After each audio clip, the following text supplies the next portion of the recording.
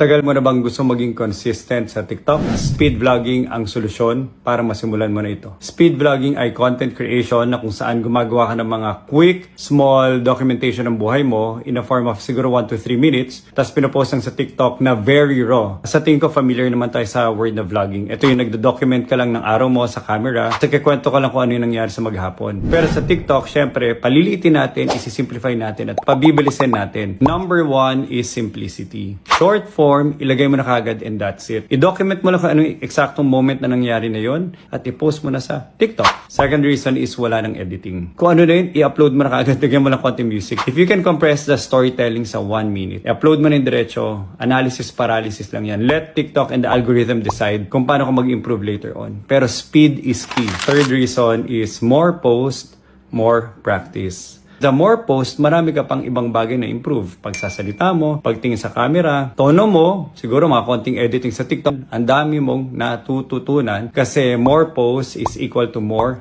practice. And last but not the least, make vlogging about friends and family. Parang Facebook lang. It's basically sharing currently where you are, your thoughts, your emotions. Kwento mo yung life's precious memories. May cellphone na tayo, may internet na tayo. Sa mga gusto maging consistent, try nyo po 90 days challenge, saka yung speed vlogging challenge natin na kung saan very raw, very authentic lang yung mga post natin. Post lang tayo ng post at titingnan natin kung ano yung magic na mangyari sa sarili nating buhay. At baka may ma-discover din yung ibang tao tungkol sa atin at baka mag-progress din ito into other opportunities in life. Okay po, follow for more.